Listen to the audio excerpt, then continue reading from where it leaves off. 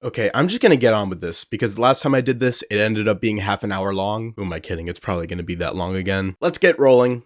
Oh, let's go! That's class! In my eyes, there are two types of harsh albums. Either they're harsh emotionally or sonically. Many albums that I love end up falling into either of these categories. But many of the albums I end up cherishing marry the two harmoniously. Case in point.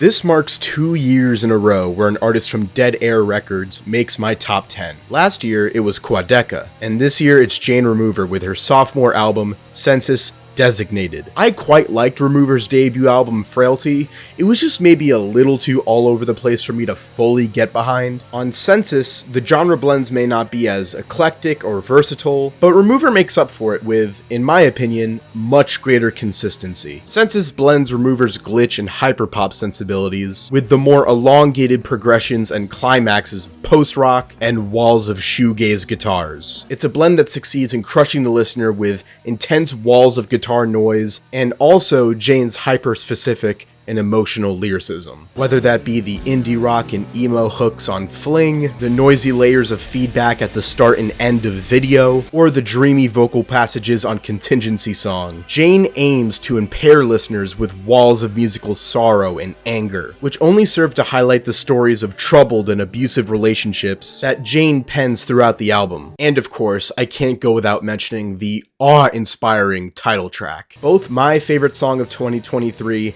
and one of the greatest musical accomplishments I've heard so far this decade. Now, does this song stand above the rest of the album? Admittedly, yes, but I think of that more so as a testament to the quality of this song rather than the quality of the rest of the album, which I think is fantastic. Jane's two albums could not be more different from each other, and that only makes me more excited as to where she's gonna go from here.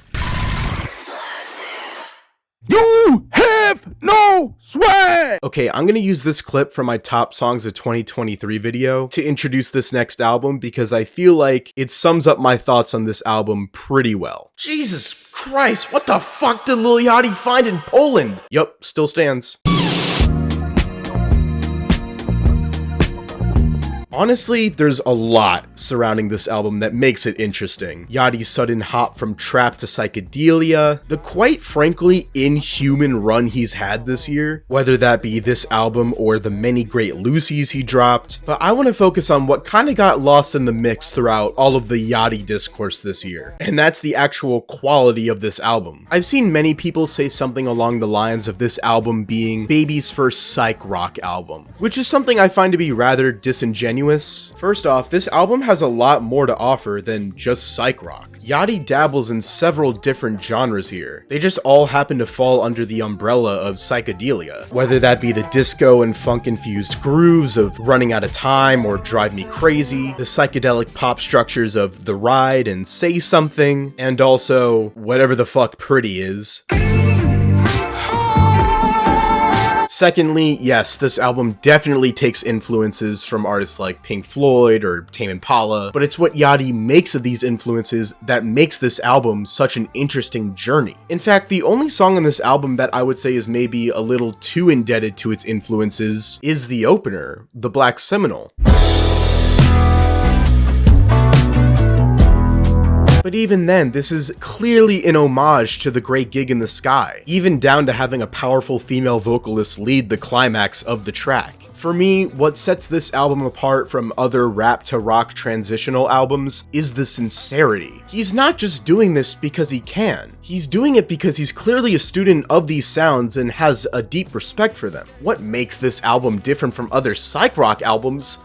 It's Yachty! I know many are split on Yachty's voice. I personally think it adds its own quirk and charm to psychedelic music that can't really be replicated. And I haven't even mentioned the stunning array of vocalists and producers that Yachty brought in to make this album sound as pristine as possible. On the producer side, we have Jake Portrait from Unknown Mortal Orchestra, Patrick Wimberly of Chairlift, Justin Risen, one of Eve Toomer's many collaborators, Ben Goldwasser of MGMT, Magdalena Bay, and so many more. And on the vocalist side, we have the guest feature of 2023, Tizo Touchdown, and an array of amazing female vocalists, such as Justine Skye, Fouché, and numerous phenomenal appearances from Diana Gordon, who drives numerous climaxes on this album. All in all, a surprise. A very big surprise. But a surprise I could not be happier about. I hope Yachty digs deeper into this sound, alongside evolving his trap sound, because I really think he struck gold here. Thanks for stopping by.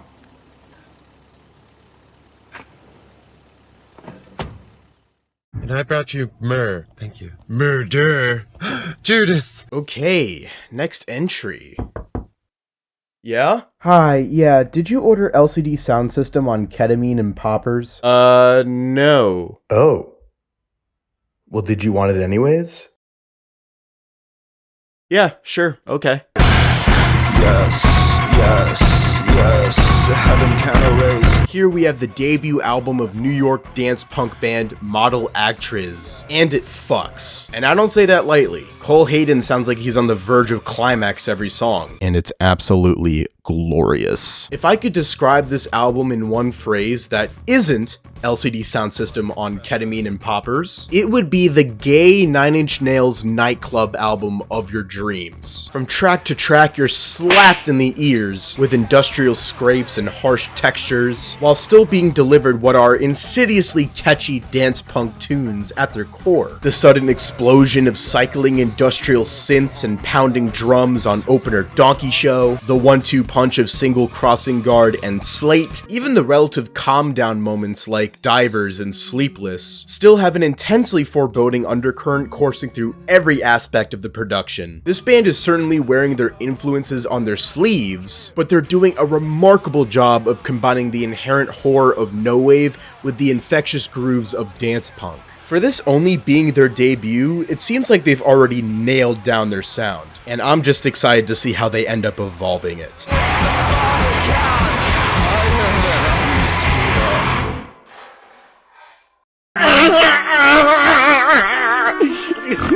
This next entry is from a very beloved artist whom I've always admired, but wasn't quite on the same level of adoration until this year.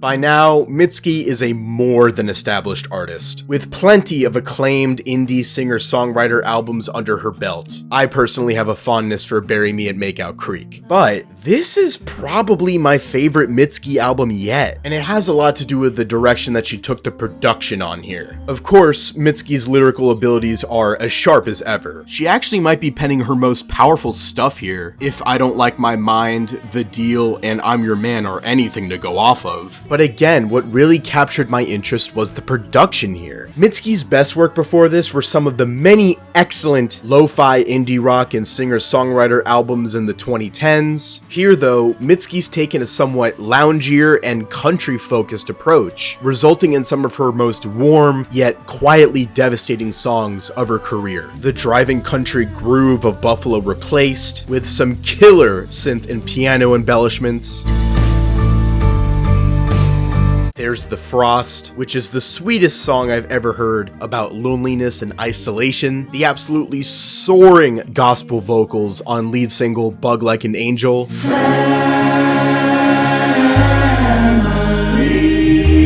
One of the most impactful moments in Mitski's catalog, and obviously, My Love, Mine All Mine, which is already the biggest smash of Mitski's career. Someone who isn't really a Billboard artist, a straight-up lounge ballad about the beauty of self-love, and one of Mitski's finest songs. This album opened up a whole new appreciation for me in terms of Mitski's career, and it's been unbelievably exciting to think how she'll follow this up.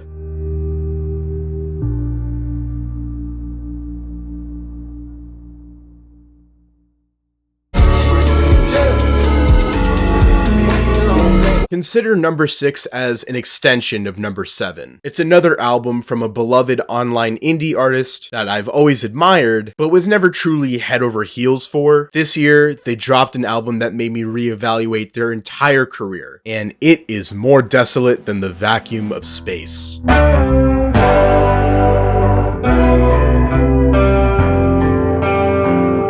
King Cruel released his 4th studio album this year, Space Heavy, and yeah, I do think it's his best. Does this album do too much different from his others for me to really think this way? Not really, to be honest. It's definitely a little livelier than something like The Ooze, but I still really like that album. I've already stated this multiple times, but I really do think it comes down to conciseness and consistency. Alongside having several distinctly great slowcore and post-punk songs on here, whether that be Pink Shell or Hamburger Phobia, as well as some more relatively light and upbeat moments like Seaworth and Seagirl. There's also moments where Archie just lets the listener languish in the production, just like he did on The Ooze. Namely the glorified 3-part suite that is Tortoise of Independency, Empty Stomach Space Cadet, and Flimsy. This is Archie's densest album to date, and I find it appropriate considering how dense the actual music is. The form of the album matches its despondent nature, which is something that I thought The Ooze, as much as I like it, was kind of lacking a little bit. So yeah, this is my favorite King Cruel album yet, and I hope Archie's jazzy post-punk escapades continue to progress as swimmingly as they have so far.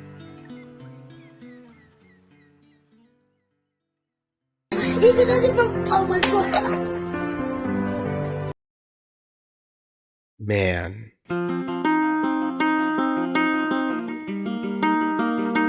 Sufjan is back with his first solo, non-ambient album since 2020, Javelin, and it somehow might be his heaviest release yet. If you didn't know, this album came off the heels of his diagnosis of Guillain-Barré syndrome, as well as the loss of his partner earlier in the year, and knowing this just makes this album so much more painful. But this album isn't really just Sufjan wallowing in grief and misery, even though he really has all the right in the world to make an album like that. Hell, he's already made one masterpiece that's exactly that. Instead though, there's an underlying hope to Javelin, and it makes the sorrow that's present excessively stronger. The backing vocals on Will Anybody Ever Love Me and Goodbye Evergreen, the absolute opus that is Shit Talk, there's some sort of current running throughout the album that aims to uplift through the pain. Also, I think sonically this might be Sufjan's apex, a wondrous meshing of the light indie folk of Michigan and Carrie and Lowell with the electronics that define records such as The Age of Odds and even Enjoy Your Rabbit. All in all, another album that cements Sufjan Stevens as one of the best songwriters of the 21st century. But not only that, it also cements him as a man who's bravely able to persevere despite the worst times of his life. I hope you get better soon, Sufjan.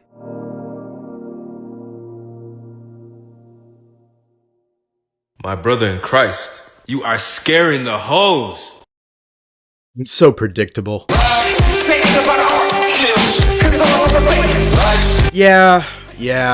This was the nerdy hip-hop album of the year. It's literally called Scaring the Hoes. My mutual Khalil literally posted this on TikTok before the title was even announced. But Khalil, you're going to scare the hoes. I don't care. Play the JPEG Mafia Danny Brown collab tape again. But man, it really is so compelling. Slight mixing complaints aside, which aren't even really that much of an issue for me, because I'm not even really focused on the lyrics here, even though there are some really funny ones. I'm here for what is possibly JPEG Mafia's most insane gauntlet of production yet, gathering a myriad of eclectic samples and deliriously chopping and blending them into his insane beats, producing sounds that should be profoundly ugly, but are somehow psychotically enjoyable. Honestly, I think Sean C put it best. It is the personification of a nigga with no drip, knowing how to dress, having the most style. You ever seen a nigga with a bad fit confidently wear that shit? That is what this album is. Each song on this album is kind of defined by a different gimmick or sample, but yet it doesn't really feel gimmicky. Because if there's anything JPEG Mafia knows how to do, it's how to evolve his production. Whether that be the drums cutting through the hand claps and saxophone on the title track, and the wide variety of insane samples, from Michael Jackson on Orange Juice Jones, to Khalees's Milkshake on Fentanyl Tester, to a meat packaging company.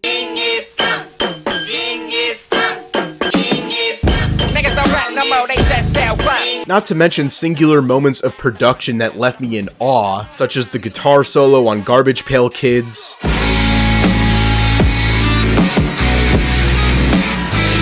The beat switch from Shut Your Bitch Ass Up to Muddy Waters. The everything of Kingdom Hearts key. And my personal favorite, the outro beat on Ho Heaven on Earth.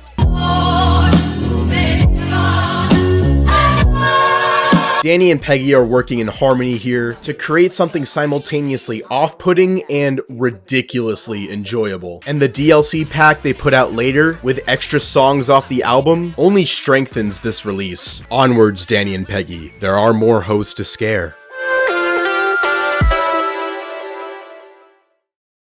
Remember Bionic Man? Oh, I remember. You know what I value more than most things in music? Longevity. I love it when a band that I have cherished since I was extremely young is able to last for years because all they know how to do is put out consistently good music. And I got to hear an amazing example of this very early on in the year. This is why I don't leave the house. You say Paramore returned after 6 years with their new album, This Is Why. And as a lifetime Paramore fan, I honestly think this might be their best record yet. Taking cues from their earlier pop-punk works, as well as the dance leanings of After Laughter, Paramore has crafted a post-punk revival album worthy of its mid-2000s and early 2010s forefathers. And actually what I think this album does better than some of those albums is variety. In only 10 tracks and 36 minutes, Paramore gives you a buffet of different rock styles, all executed with typical Paramore panache.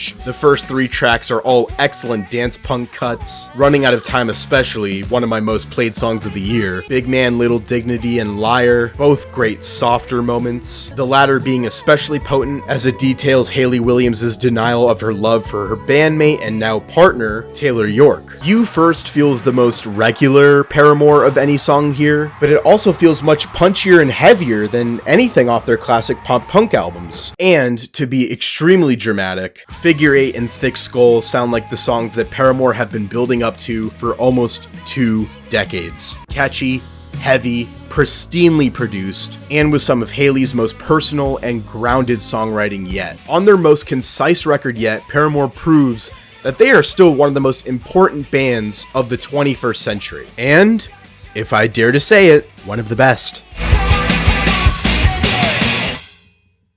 Do you think God stays in heaven because he too lives in fear of what he's created? So I haven't really talked about this much on social media or anything, but I've been getting into a lot more folk music as of recently. Mostly because I've been in a really stressful period of my life. I'm going to LA next semester to study, and I also have numerous projects that I want to focus on, but I'm not sure if I'm going to have the time to focus on them. Folk music has been my outlet for peace. And I thought once the Sufjan album came out, I'd have my folk album of the year wrapped up and done. Easy peasy. But then my co-DJ, shout out to Jess by the way, they introduced me to a new artist and album that I missed out on earlier in the year. And once I heard the album in full, I knew she had to be here. It's hard to have patience when you're waiting on luck. Talk about coming out of the gate swinging. This year, Kara Jackson dropped her debut album, Why Does the Earth Give Us People to Love? And I fell in love with it immediately. The passion and frustration that radiates off every song on this album. It speaks to the mindset that Kara Jackson must have had while recording it, and it's a mindset that's wholly understandable. And the topics of frustration come in many different forms over gorgeous and patient folk instrumentation, whether it be the feelings of being used and discarded in a relationship, like on No Fun / Party and Dickhead Blues, song title of the year by the way, or the even greater specifics like being forced to act as a maternal figure on Therapy. And all of this is portrayed through Kara's powerful, passionate, and baritone lead vocals. I think the best word I can use to describe her voice is rich. Her vocals alongside the instrumental builds on Free, and especially the title track, are some of my favorite musical moments of 2023. If there's any album on my list that I want you to take with you, even over my number 1, it's this one. Because I really do think Kara is one of the most gifted singers and songwriters to debut over the last few years. I think the world has given us people to love so we can experience all the gifts of the world with each other. And so I share this album with you as a gift. Keep on singing those Dickhead Blues, Kara. I'll be here to listen to them.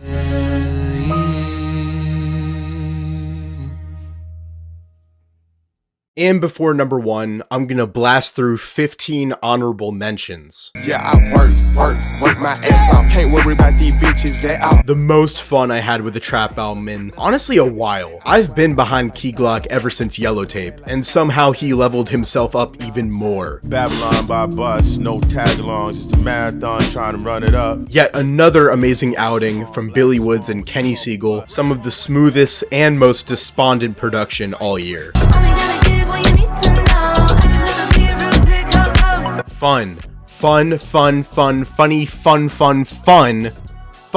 I think this album's pretty fun. Booty bouncing up and down, made the trampoline break. And that ain't no makeup, she got a Maybelline face. I need Jordan Ward to be bigger. I need him to be bigger already. Please, someone, please. Yes, I know that he's my ex, but can't two people reconnect? No, I'm not sorry. This fucking rips. The bass in my body, I'm sinking it so wide. I feel like using this word is a bit of a cop-out, but the vibes, man. The vibes are deep with this one. They still got it, people. They still got it. We don't have to worry anymore. Take some time to understand what empathy could do. We would all be better off. You know, people were talking about that Boy Genius album earlier this year. Nah, son. This is where it's at.